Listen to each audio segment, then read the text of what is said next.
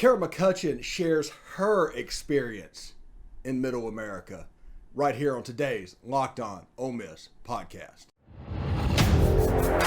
You are Locked On Ole Miss, your daily podcast on the Ole Miss Rebels, part of the Locked On Podcast Network, your team every day.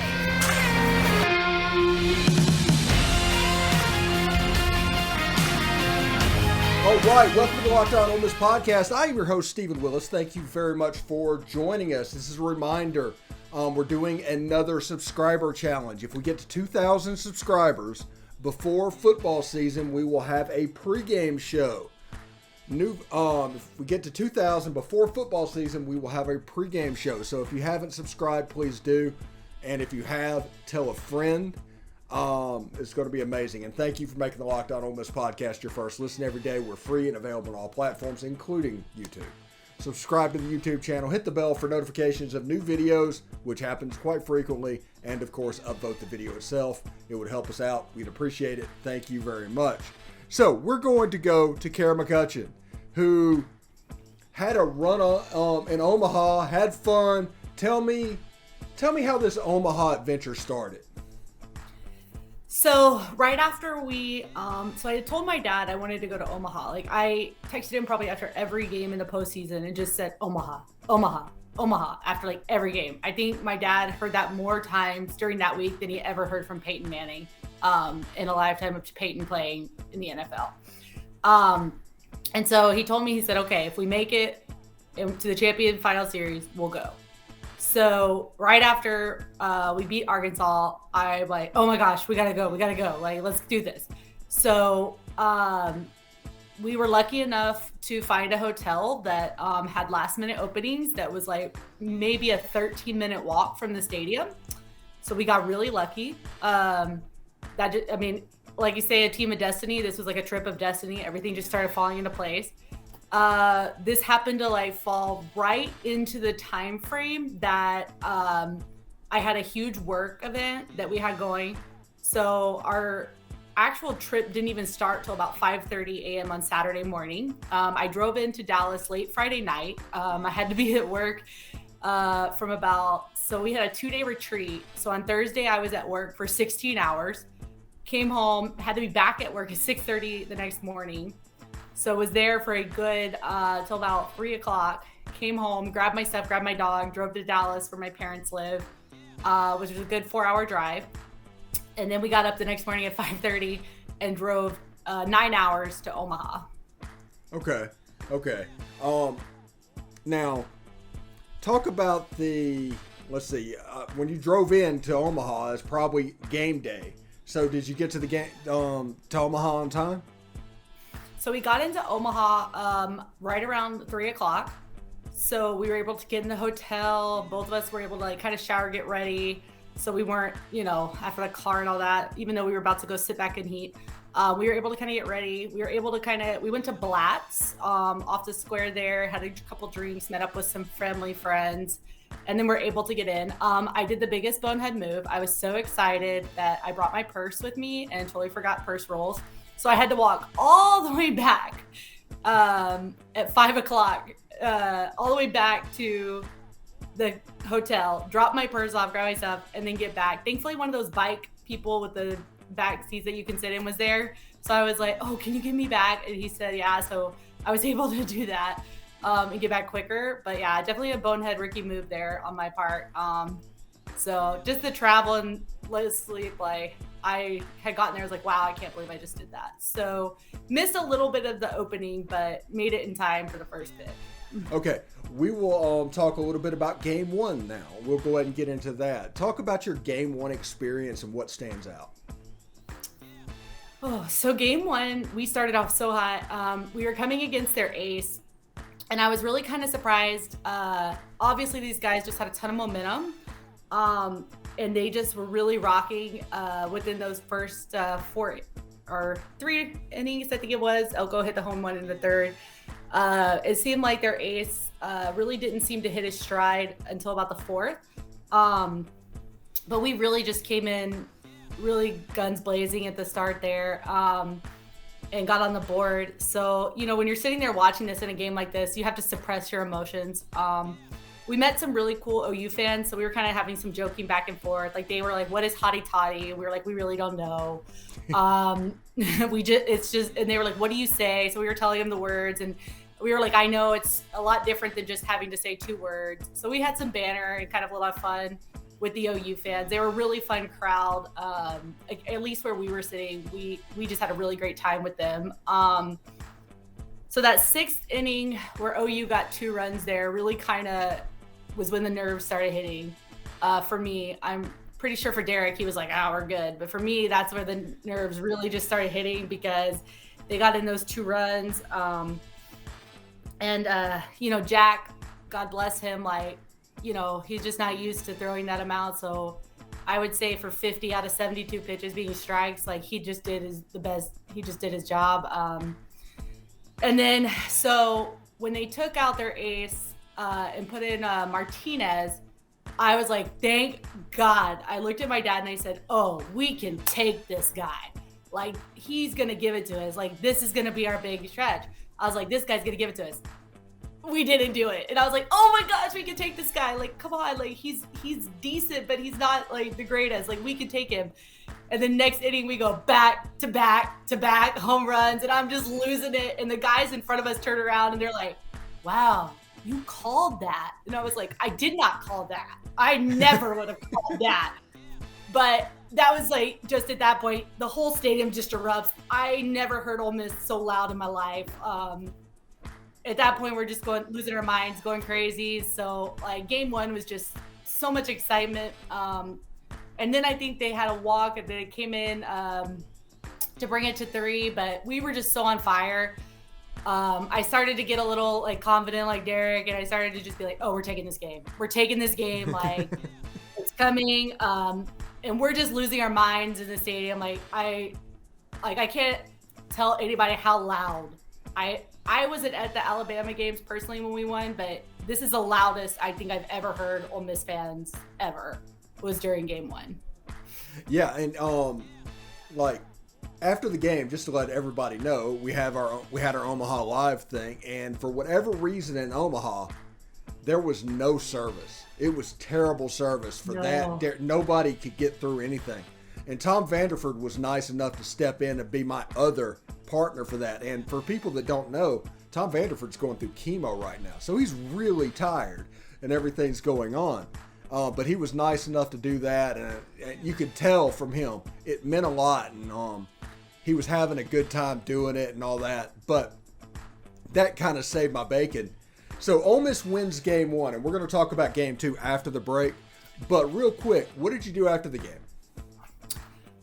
So after the game, I think our adrenaline hit. So we ran into some Ole Miss fans kind of in the lot, and they're like passing out victory beers because, you know, we're Ole Miss. It's what we do.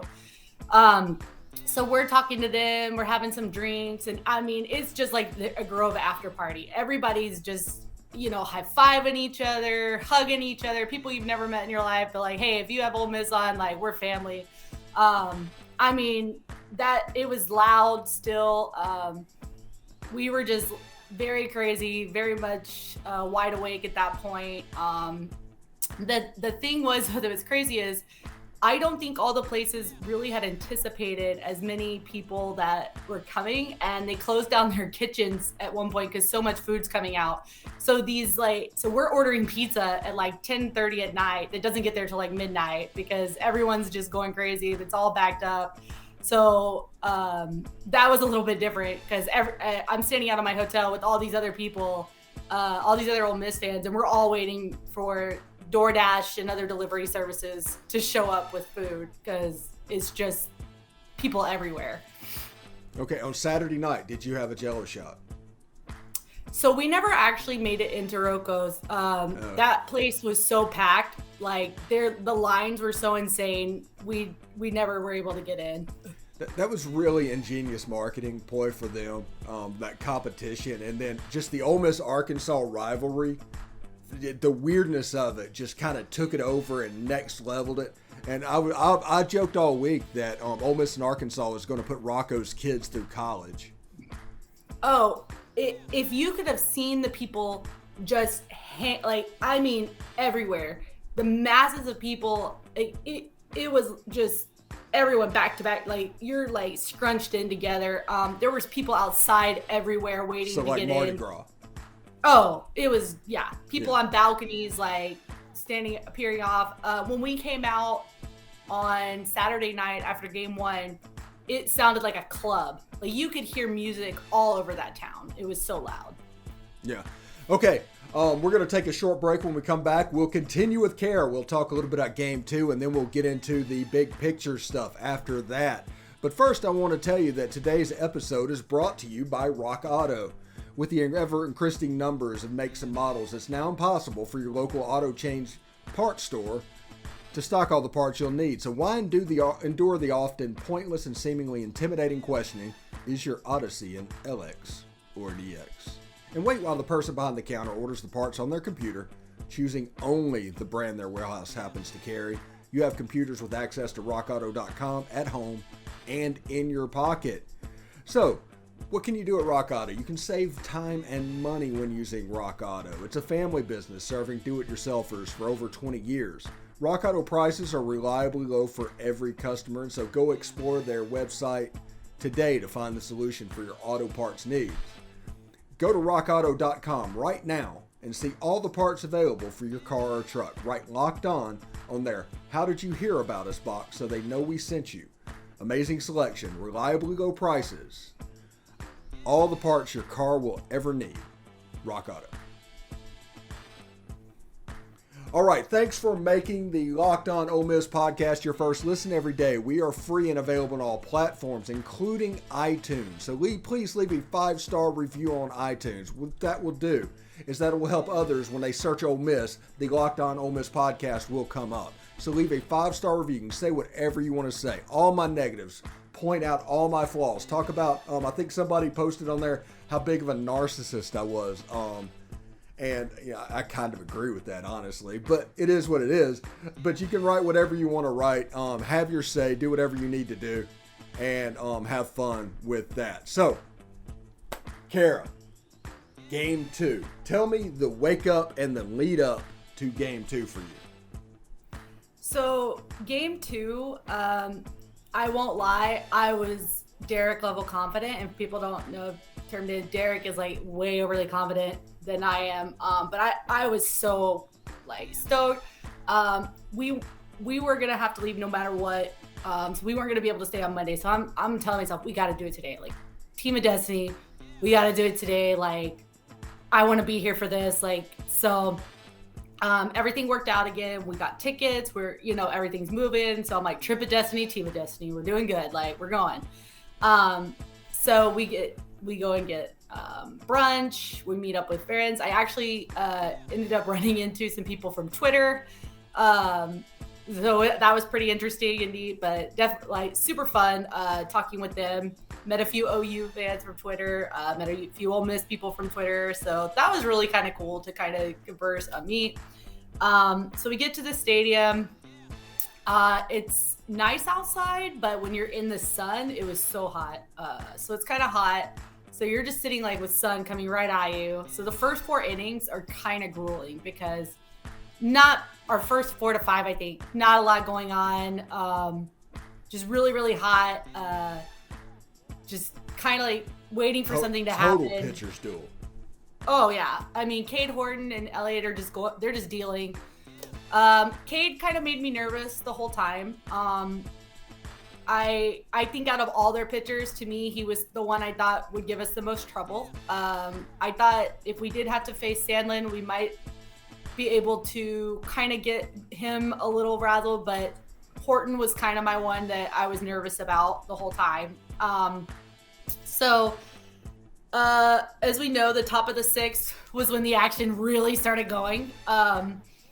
So we have the hit by the pitch. Then we have the walk, I think. Or no, I'm sorry. It was a hit by the pitch, and then the guy gets on off like the wild throw by Dunn, who throws it so high to Oko, and it should have been a strikeout. Strike 3, yeah. Yeah, on a strike 3, and you're going, no. Like, this is the Trip and Team of Destiny. This can't be happening right now. And then the interference call, which I will go down against anybody on this call. I am very much, people are saying, oh, the rule stinks. And I'm kind of like, it's like targeting. Like, it's for safety reasons. And then if it's for you, it's the rule. If it's against you, it's a stupid rule. For me, though, like, I think seeing a minute you saw where he was running, we were like, oh, it's cut. And the OU fans next to us were like, no. Like, the run was already in. And we're like, it doesn't matter. Like, the ruling is they're going to bring him back. And, like, we're pretty confident this is happening. Like, we're coming to call stands. And, after that point, my phone's just blowing up after that. I got OU people, like, my phone's dying already. And I got OU people, like, like, oh, you have to know that's crazy. And I'm like, no, that was the right call. It's the right call. Like, he was inside territory. The only issue I have on that call is, honestly, the run should have scored. Because if he was out at first base, the runner interference done, the runner had already scored. The run should have counted, but the way the rule is written, the run doesn't count. And people need to understand there's a pretty significant difference there. Yeah, and maybe they will go in and look at the rule and change it. I don't know. That rule's been around, such a long time. So maybe they'll go in and change it. I don't know. A lot of it has to do with safety. I think that kind of puts umpires in a weird position to make them decide, like, could the ball have gotten there? Was it caused by interference? Like, if it's not a force, it's really kind of hard sometimes to have, like, a straight overall. But in this case, it's the rule. So I'm like, oh, it's coming back. We're getting that run back. Like, so, so of course the argument at that point was momentum. And OU fans argued that momentum was taken from at that point. My point was, you can't have something taken away from you that was not right in the first place, right? Yeah. So if the rule says it comes back, and then they came back the next inning and they get 2 runs, right? So I'm thinking you really weren't shook by momentum because you come back and take the lead at the next inning. So, and then we kind of go flat for a little bit. This is after the Jacob Gonzalez home run, because the next half inning he hit the ball. So we hit the home run and they're like, oh, it's over, like this is rigged, and it's like they come back and score 2. I think also there's controversy that could be argued. Of course he won, so I'm not going to argue it. Is that, was the guy really coming in for a swing, or did he move into the ball for OU when he was coming in? That is a really good point, because as consequential as the base runner interference was, he absolutely moved his leg. He was not swinging the ball. His bat did not move. It was all his leg. He intentionally let the ball hit him. And that didn't get called. So it was kind of one call going both ways on that one. And if I'm not mistaken, did that not get a run in, or did that call? The next batter scored for him. Yeah, right? There was a run in that inning after that happened. Yeah. So it's kind of the run that got taken away from the base runner interference got added by that hit batsman, essentially. And and I think you really can argue that. Like, I can understand the umpires say, like, there's not enough to overturn it, but he definitely turned into it. His leg turned right into that. So I felt they kind of got a tally mark there, which gave him a run. So I feel like, in a way, they really can't say, oh, that's what took our momentum, because you got it just back in that point. So, and what really kind of hit it for us were 2 wild pitches. I mean, we tie it up, and then they get 2 wild pitches in, and I'm serious, was it Bench and Gonzalez, if I'm remembering correctly? That scored, yes, I think so. Yeah, that came in. Sorry, it's so interesting when you're there to after remembering everything that happened. So, but yeah, I think we got those 2, and really and truly those errors, like their pitching had a combined of like over 10 errors, I think, are along that lines. We talked about that sequence, and credit to TJ McCants, because none of this happens without him. Clutch twice. Yeah, because if that pitcher for OU stayed in the game, OU wins that game. Mm-hmm. So TJ McCants getting on base and forcing the pitching change changed everything. Now, what happened, what we talked about on the show, was the moment was obviously too big for that pitcher. He's an All-American closer. He has fantastic stuff. But on the first one, The catcher was obviously trying to catch a fastball, and it bit down was a slider. So what I want to know is, was the pitcher kind of doing his own thing, or did the catcher forget what he called? Because that mix-up that caused the tie go-ahead run to come in, I think it was go-ahead at that time. Yeah, so TJ McCants scored, which was the tying run. Yes. And he got in off a single. And yeah, then, that was off of Gonzalez's single. Yes. And then I think it was it Gonzalez? And, Bench was on third, Gonzalez was on second. And Graham struck out for the third, but I think Gonzalez got in during Graham's and Bench got in during Elko's bat. I think that's what it was. For a while. And they also dropped a fly ball that fell in between three players in foul territory. They completely fell apart in the later innings. The moment was too big for them. And it just got to the point in the eighth inning, whenever that happened, it's like, Ole Miss is winning this game. So at that point, I think everything inside me was like, be quiet, be quiet, be quiet. And then that moment, I think right before the ball hit Dunhurst in the mask, I'm already screaming. And the person next to me is like, you need to calm down. It's not over yet. And I'm like, oh, it's over. Like, it's coming. Like, BJ's going to end it. Like, he's like, you need to calm down. You need to calm down. And I'm like, I'm already like just screaming my head off. Like, I'm like, there's no way I'm calming down. And then right after that third strikeout, you just see, beer everywhere. Like, there is beer flying. It's going everywhere. My phone's dying, but it's just going off and going off and going off, and beer's flying, and like people are crying, and we're all like, everyone's just slapping hands, like, oh my gosh, did this just happen? Like, you could just see everybody kind of looking at themselves like, did this just happen? Like, did we just win this? Like, is this over? And then like we're sitting there, and I will say for Ole Miss and OU, like, it was really nice that when they announced like the all postseason team, the OU team was still out there, and they had mentioned Cade Horton, so we all cheered really loudly for Cade at that point. So I think for us and their fan base, like, it was a really good meeting. I never saw any kind of problems. They were very nice. Like, there was some guys cheering, and after they turned around and just said, you were the better team. Like, congrats to you guys. We know how much this means to you. Like, it was a really nice just mingling there. I will say, though, they were definitely outnumbered. I was really surprised by the lack of, just from travel-wise, the lack of OU fans that showed up. Mm-hmm. I really thought there would be more, but they really what you saw on TV in that section was pretty much it. And then they were a little bit scattered throughout there, but I would say probably 80-20 it was definitely an Ole Miss home game. We definitely showed out at that game, or at both in that series. Yeah, we're going to hear from BetOnline in just a second, real quick. And when we come back, we are going to talk all about the aftermath of the national champion of a Big Three sport. We're going to talk all about that right after this. But right now, I do want to tell you that BetOnline.net is your number one source for all your betting needs and sports info. Find all the latest sports developments, league reviews, and news, including this year's Stanley Cup playoffs and Major League Baseball. BetOnline is your continued source for all of your sporting wagering information, including live betting, esports, and scores. And BetOnline.net remains the best spot for all of your sports scores, podcasts, and news this season.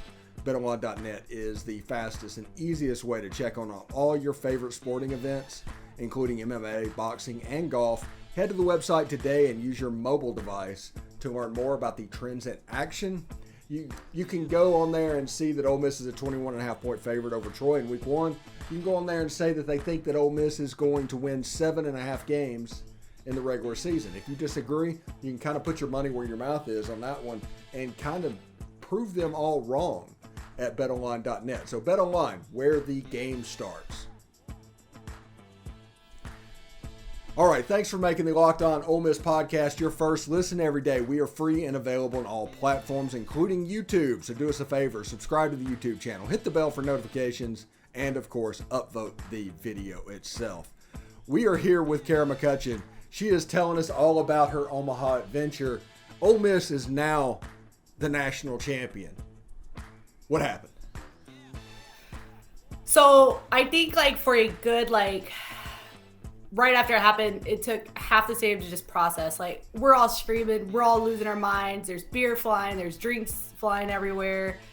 I don't think like we're just all screaming. Like it was so loud. And everyone's like sliding hands, everyone's hugging, as I was saying.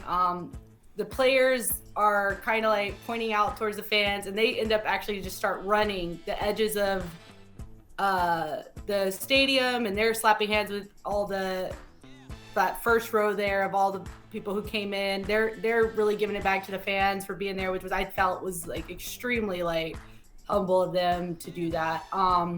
They had just won, and immediately they're coming to the fans, which wow. That's, I can't say I don't know if I do the same. I'd probably be hopping around too much to even think of that. Then they kind of announce all the players, and everyone's just going crazy. When DeLucia and Oakland are called, it just gets crazy, insane in there. It's super loud. When Lucia's called for the MVP, it's loud. Bianco got a huge roaring cheer. So we stayed in the stadium for a good while until they pretty much were like, y'all have to leave. So we stayed as long as we could. Then we kind of went back out to the lot right there and had drinks, talked to people, just really kind of had a nice little victory celebration with Ole Miss fans, met some great people. I think everybody was just over and over. It was, can you believe that just happened? Did we just win? Like, how did we get here? Like, I mean, people were just, we're screaming national champions. We're just losing our minds. Like, it's just an insane atmosphere. And we're all going, man, we just hope Omaha they're going to run out of alcohol tonight. It's like the insanity right now, like the loudness. There's people everywhere. We had some people from that were from the town come over, and they brought where we were at, and they were like, hey, so we're from here and we always go to the games. Here's some food if you want it. We were just so impressed. Can y'all come back every year? Like, we think y'all, like, they actually told us, we think you kind of beat out the LSU crowd, and we love the LSU crowd. Like, Ole Miss fans are crazy. Like, we love you guys. Can y'all come back? And so, like Omaha people really enjoyed us. They were kind of hanging out with us, so it was a lot of fun. Like, it was like a huge celebration. It felt like you were in the Grove. Yeah. Do you think that OU kind of got an SEC lesson this weekend? I will say more than one OU fan told me we are not ready for the SEC. They were just saying, like, we're not ready travel-wise. Like, we're not ready, like, in so many aspects to come into the SEC.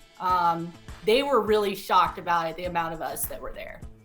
I heard a lot of kudos coming our way for the fan base showing up. A lot of them were a little upset that their own fan base didn't show up as much, but they were like, we're not ready. We're not ready for the SEC. Yeah, that's kind of what came across from that series. Oklahoma, fine program, really great players. They just kind of got overwhelmed by that moment. Ole Miss is kind of used to it. They play 14,000 fans all the time in a much more tighter environment than the Chuck up there in Omaha. Now, what do you think? We asked this question. We asked Derek Vandegrift, do you think Mike Bianco deserves a statue, or they should rename Oxford University Stadium Mike Bianco Stadium? I think the boys deserve a statue. Bianco deserves the stadium. Okay. Personally, I think Elko would say he doesn't just deserve a statue. They all do, and I kind of agree with that. I mean, this really was a team effort. Elko and had an amazing run. First game he had 4 out of 5, just on fire. But I think these guys really just gelled and they came together, and I don't really know if any of them didn't contribute in some way. McCants had so many clutch moments in here. I mean, Dunn finally started getting some hits in there. They really just gelled and they knew they could do it. So I kind of agree. I think we should have a kind of like this statue of them all together holding the thing, and then name it the stadium after Bianco. Oh, have you heard my idea of what we should do with the statue for the players? No, I'm interested. We need to recreate the statue in Omaha with Elko, Bench, and Graham. Yeah, I think something like that, definitely. That's kind of my thought, is like it needs kind of all these guys, like because that was not a one-man show, and I just they think all stepped up. Oh yeah. When they finally realized they could do this, I mean, gosh, they went 10-1 in the postseason. Like, and they only lost that game by 1. Like, if you go back and look, I think it was like 82 total hits or 82 total runs. Sorry, in the whole entire postseason. Golly, Yeah. like It's like 82 to 25. It's ridiculous. 82 to 25. Those guys really just stepped up, and once they realized they could do it, they just never backed down. And I think that all needs to be admired. And I'm really sad I'm missing the parade today. Unfortunately, being in Texas keeps me away from Oxford. But man, the fight that these boys had to go through, that Bianco had to go through to where they deserve all of this. They deserve to like just ride this in as long as they can. Yeah, absolutely. And thank you, Cara, for stopping by. I do want to let everybody know you can get more on the SEC by making Locked On SEC your second listen every day. Host Chris Gordian and local experts, that's me, on Locked On take you across the SEC in 30 minutes. Make the Locked On SEC podcast your second listen. Locked On SEC. Cara, this is fantastic. I've been looking forward to this, just like I did with Derek. I wanted to do a full show of you just recreating what happened, because honestly it was worth it, because, you know, what little family we have in this little network, is kind of cool that half of them were up there and got to experience it, and also got to experience different things. Did you see Derek while you were up there? So Derek and I both had phone dying issues and never actually ended up getting to meet. So unfortunately, that never happened. We tried, but it seemed like every time we got in contact, his phone died or then my phone died. And so. All right. Well, thank you very much for stopping by. We'll see you next week to do it all over again. Anyway, hotty toddy. Hotty toddy.